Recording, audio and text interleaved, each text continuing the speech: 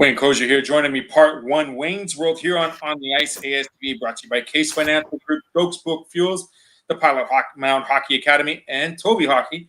Wayne, it's been a busy couple of days. Did you get any snow? I mean, we're supposed to get some massive snowstorm. You guys got nothing? We got nothing. Still nice green grass here in Saskatchewan, but I think over the next couple of days, I think they're talking about some of that stuff that you're talking about, but not too bad when we're pushing the middle of November, no snow.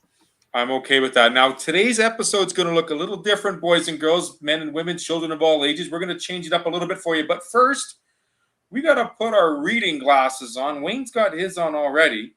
He's picked out a new book for us. Does he have it close by?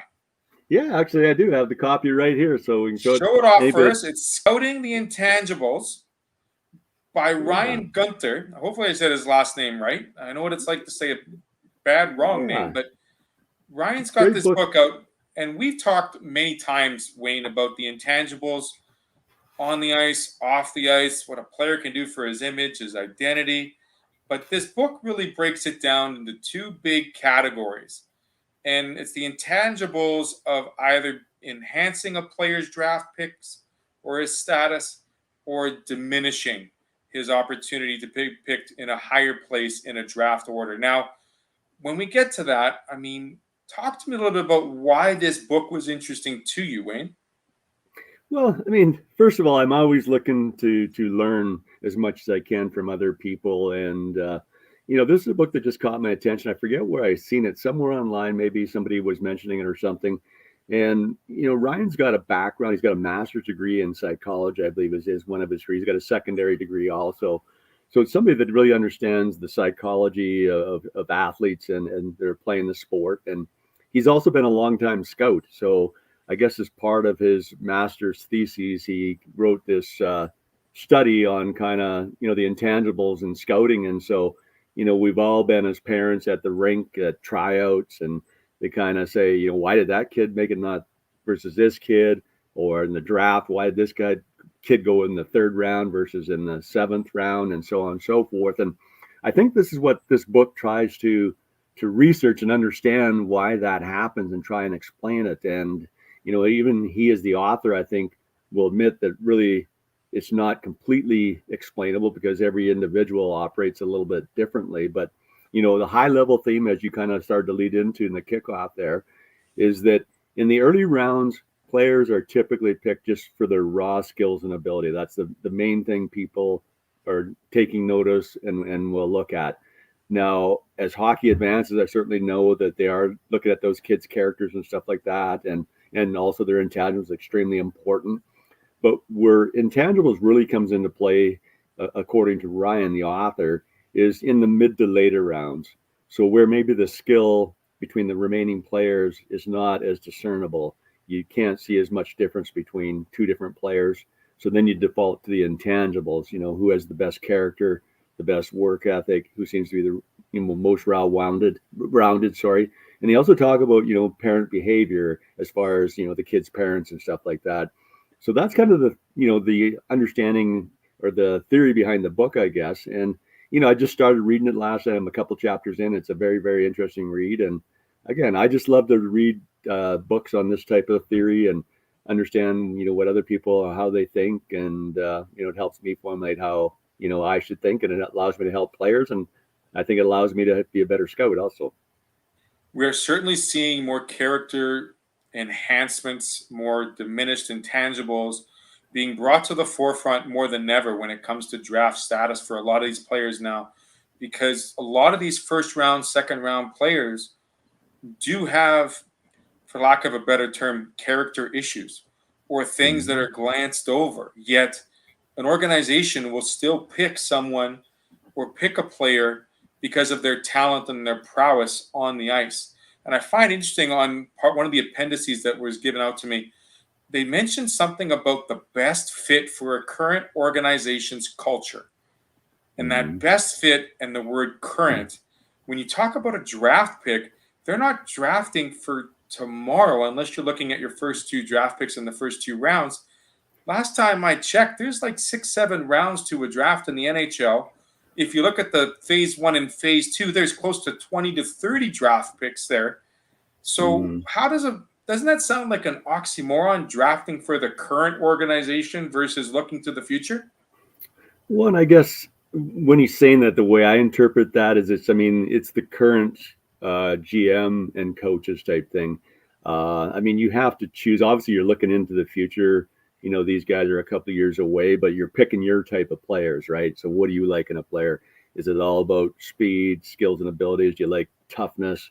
And how much do the intangibles, the character side things, and the academics, a few other things, how much does that weigh into you as an individual? And I think that's what Ryan also did a good job in, talking about, is it's almost like a little bit of a funnel. You kind of, looking at the skills, and, then you look at the intangible and the character side, and that kind of gets down, you boil that down to a list that this is our target list. And then, so there's your group of scouts that you may be, a Western Hockey League team might have 10 scouts in different regions. And so you boil those lists down to here's our target list type thing. But then it's still, the GM gets a hold of it. The coaches also have a little bit of input. The director of scouting will have, probably the most say, and they still will debate, which guys should we go to, and they kind of keep boiling that down. And so the last point would be organizational culture, and that would be, myself as the GM, you as the coach. What do we like to look in for a player? Like what's the DNA that we like to see in every player we have it. Now that DNA, as we call it, might be different for Team X. And that's maybe why we covet player A versus player B that they covet. And so just lots of interesting dynamics. And, right off the get-go, the author of this book says he can't come up with a final answer, but it's just good stuff to think about and debate and understand of, why decisions are made. And we've all looked at the draft board and said, what the heck did they do there type thing.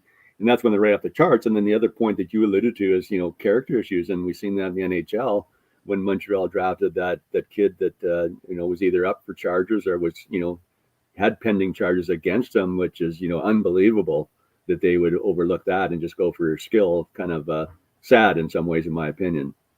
When you bring up that point, because I thought about that as well when I read this part, because here's a player that's looking to improve his identity, improve his behavior at a junior level. He knows that he's not ready for that glitz, that glamour, that flashlight in a pan, so to speak. Yet, as an organization, you still make that call. And we can't go down these massive rabbit holes tonight, Wayne, because it's far too big of a conversation. But when you think about the culture of the game and how much it's going to transform in the upcoming years, in lieu of all the actions and reactions and discussions that have occurred, and not just in the last month, but the last couple of years, it certainly is going to change the dynamic of how a team looks at these players and how important it is. You and I have discussed this about the play off the ice just as much as on the ice. And the leadership role is one of those enhancements.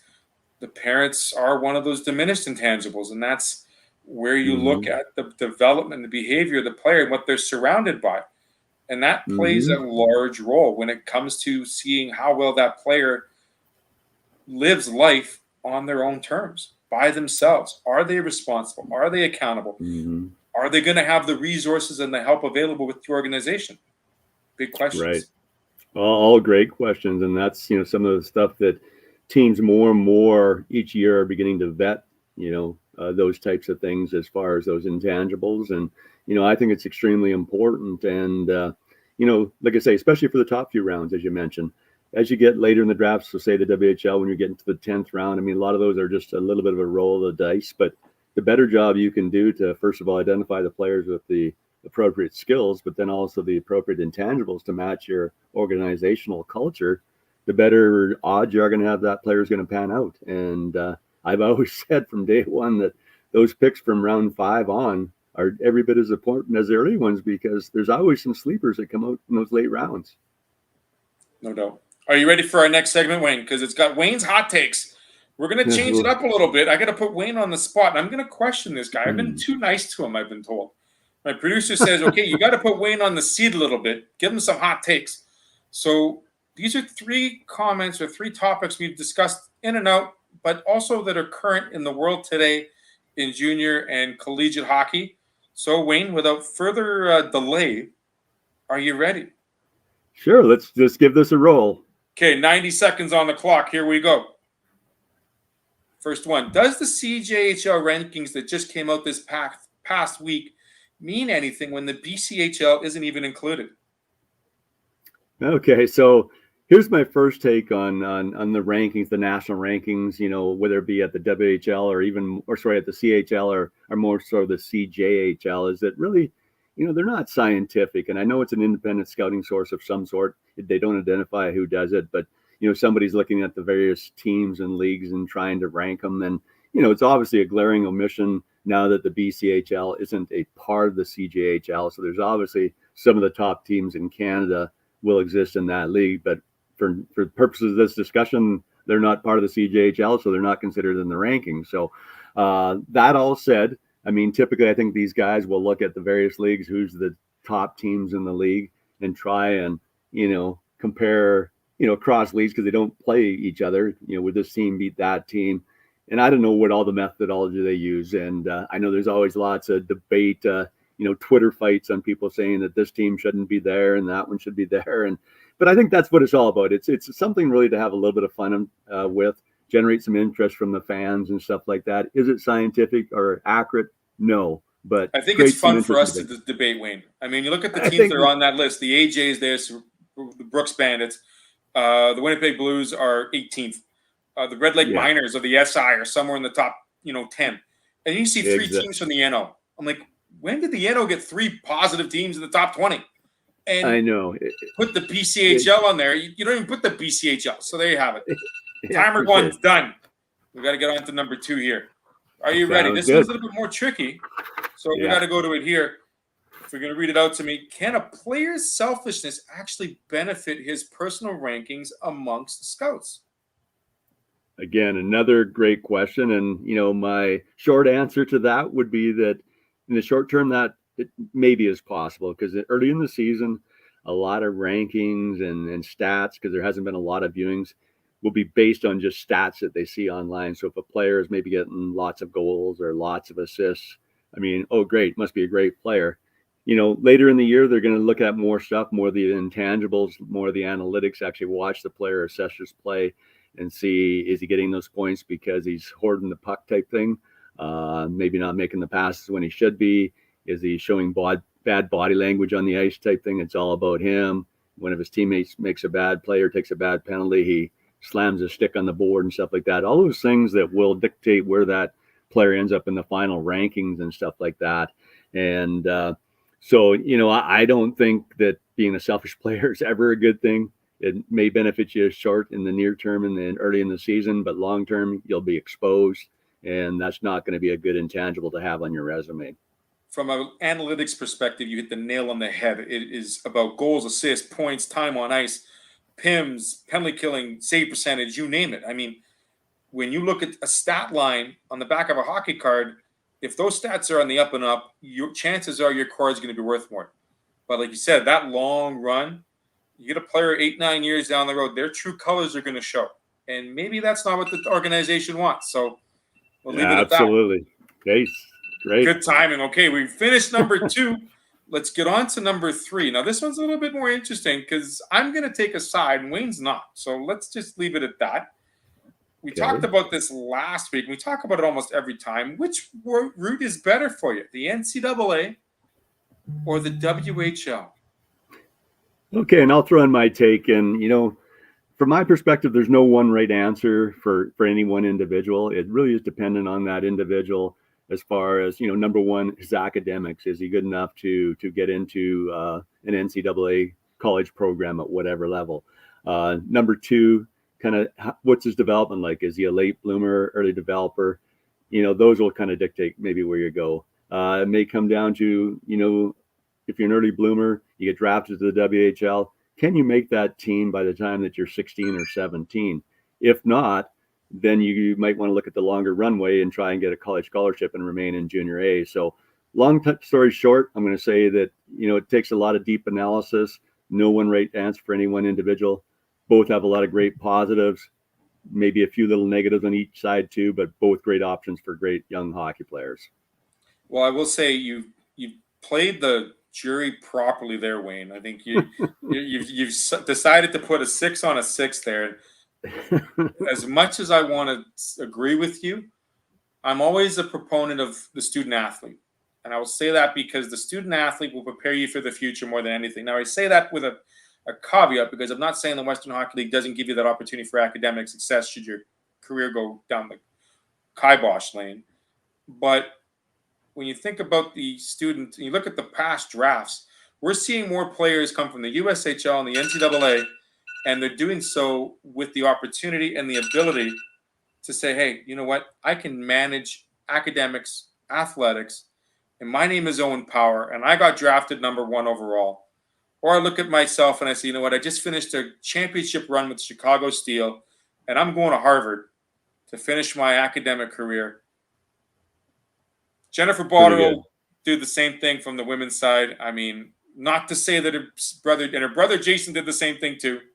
I mean, just for a quick example. I mean, the bottom line is there are so many opportunities on both sides. I just feel that the collegiate route, maybe I should have caveated this by saying the CIS versus the NCAA, because I mean, you look at CIS hockey, yes, that is the next level after you finish your junior grade Western Hockey League, should you not play in the A or the NHL. But either way, I mean, no one will ever take your education away. Someone can take out your knees. Someone can separate a shoulder. Someone can concuss you. But I can't get a concussion sitting in a kinesiology class unless I fall down 5 flights of stairs. Right, Wayne? There you go. After the student happy hour or something. Student happy hour. There we have it. Wayne Kosior with me on the ice. Wayne's World, the part 1 edition. I'm going to delay here just a little bit. I'm going to talk to Wayne about his Oilers. I'm going to ask him a question just a little bit, just while I'm waiting for my second guest to arrive. Yeah, absolutely. Let's talk about this buddy of ours that's playing for the Edmonton Oilers, Mr. Duncan Keith. And this is something we might want to talk about when it comes to a draft coming up here in December. When you have a player like that, now Duncan's been in the league for a decade and a half, but look at what he's doing this year to a team that's only lost 1 game, to the team that now has lost every game but 1. Can a player do something like that in junior hockey and be that critical to a team's success? You know, some of the vets type thing and stuff can be, I think, but, junior hockey is obviously a little bit shorter runway. You got about 4, maximum 5 years, to make an impact. Whereas in the NHL, I mean, if you're, a solid player like Duncan Keith is, and you can get in that 10 to 15 years, which is, extremely rare these days that players stay that long in the league. Number one, just due to injury and longevity, but, with the salary cap, seems like the older players, as soon as you start making a lot of money, it makes it hard for the team to keep you, and they have to get in some younger talent. So going forward, you might see less and less stories like, a veteran like Duncan Keith moving to a new team and having the kind of impact he has. But, great stories to see that type of thing happen with these veterans, and especially the Oilers. I mean, they've struggled and had a hard time getting over the top, even though they got crazy talent, but just haven't been able to put it together. So kind of a good news story. Nothing has really changed in that organization except for him. And congratulations to him. And, we won't talk about Chicago in respects of a lot of things. But, Wayne, I want to thank you very much for joining me. Appreciate the conversation. We'll get some more hot takes. If you have a question for Wayne, give us a message. Shoot us a like.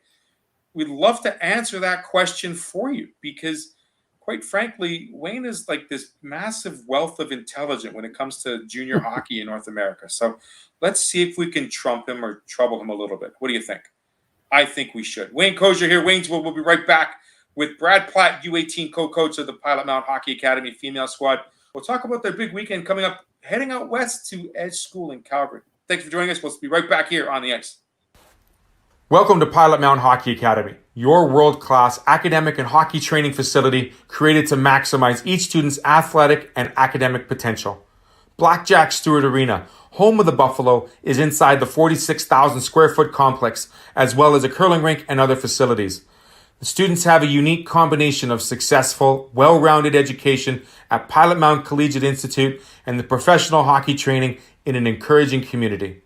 The years of experience of on-ice coaching propel our students to the next level, both mentally and physically, in a professional environment.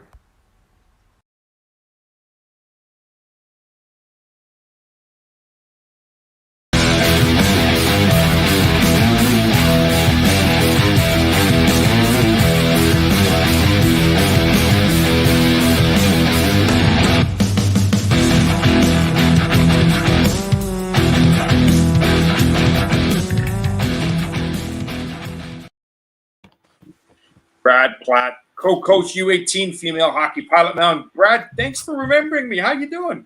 I'm good. You? Doing pretty good. How is Pilot Mountain today? I mean, it's such a glorious little bit of wind over the hills and gets the city buzzing. Palamon is good. It's still some good weather, but I hear that's going to change very quickly.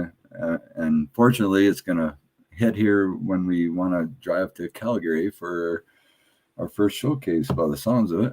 That doesn't sound like good news, does it, Brad? Well, it's not like we haven't been through that rodeo before. We know the snow is going to come, so I'll just dive right into it. Why not? It wouldn't be hockey without its first snowfall, right? That's right. Yeah. There you go, Brad. Hopefully the snow brings us some luck too. What's it like, Brad? I mean, I got to ask you this question because I've asked this question to a lot of the coaches that we talked with Pilot Mountain. Having a season without players and having a COVID season, now coming back to a regular season, does it feel like all the players are like freshmen? I mean, we have some returning players, but does it feel like for you and Cass, like it's a brand new team, it's brand new everything September, and you're starting from scratch? Yeah, that's a good way to put it. A bunch of freshmen, that's for sure. Having the skills stuff was great, but man, it just lost a lot of that team, the teaching part of it, the 5-on-5, the power play, the neutral zone. There's so much stuff that it just got lost really easy. So, we just started talking about power play like a couple of weeks ago because there was so much other stuff to learn and to teach, and which is fine. That's why we're here. And, we do have to teach all that stuff anyways. We do focus a lot on skills and then kind of leave the power play stuff later on anyways, but I think it's a little later than normal just because of that, losing that year. Even the girls that are coming back that were here last year, I keep forgetting that we didn't really do much last year for games. And so, I'm putting a little pressure on them. And then I got thinking, well, actually, we only played 5 games last year. So we didn't do a whole lot of team stuff last year either. So, yeah, it's different. How's it been creating that chemistry with this team and seeing the girls really bond together, not just, because of the locker room, because of the dormitory and the school, but just seeing how that chemistry has really brought this team together, regardless of the win-loss record? Yeah, it's good. There's always going to be a little bit of hiccups here and there when there's girls that come in that are, say, only a child, and all of a sudden they got 18 new sisters. There's a learning curve every day, and it never really gets figured out till closer to the end. There's every day we're always having little meetings and talking but in the long run, it's a pile of fun. Like I personally absolutely love it. Again, not too sure why I thought I should have 19 new daughters also, but it is a pile of fun. Absolutely. How is you share the co-coaching role with Cass Carroll's? Yep. Her first year with the academy, how has she been able to, give her roots to the game, but also a little bit of a spin on working with this group of young ladies, and how impressive has she been in your eyes as well as to the community in Pilot Mountain? Yeah, she's been a fantastic addition, to put it lightly. She just her knowledge and how she comes across. She's you wouldn't know it the way she played. She was a pretty intense player and a fairly dynamic player, speedy, hard shot, just outwork anybody. And I was kind of expecting maybe have her to be a little bit like that as a coach, but she is so super calm and comes across to the girls so well. Maybe being a teacher helps with that too also, but she just has this this way about her. It's a calming but get your butt in gear kind of message also. No, she's been fantastic. I have no problem at the start leaving leaving her alone for practice. And being a new coach, sometimes, people are a little nervous stepping in and running a practice, but, she stepped in and took the bull by the horns and just ran with it. She's been great. Has she been able to work with this group in a little different way than you've maybe experienced in previous years, having two guys as a coach, or does that even come across anywhere? Well, I told Cass at the start, I said, welcome aboard. I hope I don't have to be the mom and the dad this year. So it's nice to be able to give up one of those roles. But yeah, I've never coached with a female before in 20, 21, 22 years of coaching. And so it is nice just because, the dressing room dynamics, she can, maybe go in and do some more talking and maybe a little more heart to heart. And I can tell the girls what they expect when they get to college or what they need to work on or this or that. But, they are listening. But when she says it, she's experienced it. She's done it all, went through it all. And basically it's the exact same message that I'm giving the girls, but it does come a little bit different from the same gender and somebody that's actually gone through it. So that's been great. Preparation for this weekend. Now, obviously the bus driver's got to be a little more cautious on the road. Yep. But you had a couple of weekends leading up to this where you've had the one game for the weekend. It's a lot different preparing for a one-game weekend as opposed to 4 games in 3 days, 14 and a half or 16 hours away from home. Yeah, just a lot of battle drills and flow drills and just kind of get the legs going all this week. I do believe our girls are in pretty good shape right now. We've been pushing them pretty hard. So I feel we're ready for that 4-game weekend. And maybe I shouldn't have said that. Hopefully I didn't just jinx myself, but I think they can handle it. And we got a bigger squad than what we've had in the past. We've played our first 2 years, we were playing 5 games on a weekend. And usually sometimes Sundays were our best days.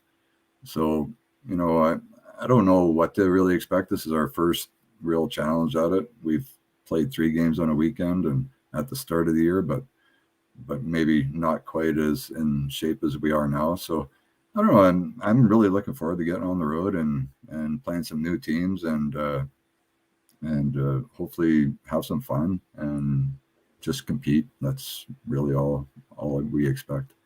Absolutely. It's going to be the first big road trip for a lot of these players because if you look on the map of Canada, they're all Canadian, number one, but number two, they're not from big city areas. A lot of them, I saw 3 players from Cross Lake who probably all 3 of them knew each other prior to showing up in Pilot Mound.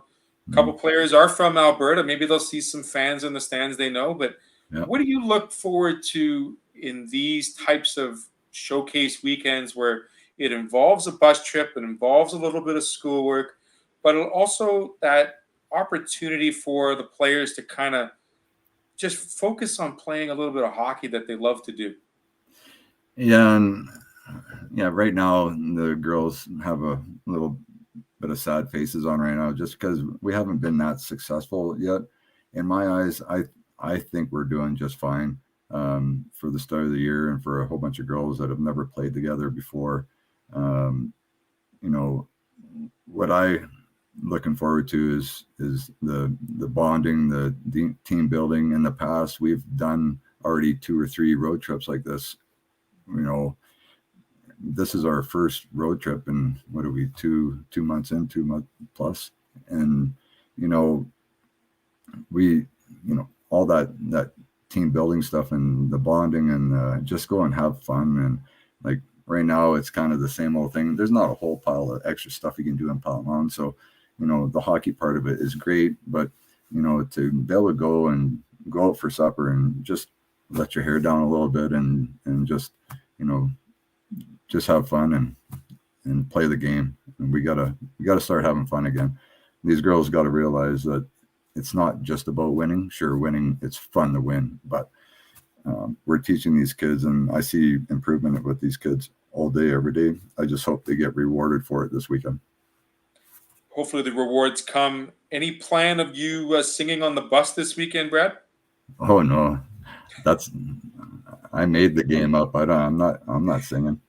It's I made Harry sing 2 years ago, but he didn't know that I never sang the first time. I just kind of threw that out there. So I don't know if we'll make Cassidy sing or not, but yeah, I don't know why I came up with that idea 4 years ago, having Rookie Idol on the bus. There's some good singers, but there's some pretty bad ones too. Just make sure you keep the popcorn to yourself, right, Brad? Yeah. Right on. Brad Platt taking the team out to Ed School in Calgary, Alberta this weekend. Safe travels for you and the team. Good luck this weekend. And we look forward to hearing how well the weekend goes and the rest of the season. Just keep on putting smiles, and the girls will love it. Yeah. No, hopefully we can get some smiles on. Hopefully we can get out there. Hopefully the weather's not too crazy, but we've been through some bad storms before, so I'm sure Lovell Stone's our driver, and he's pretty darn good at it. So, is the plan to leave Wednesday or Thursday morning?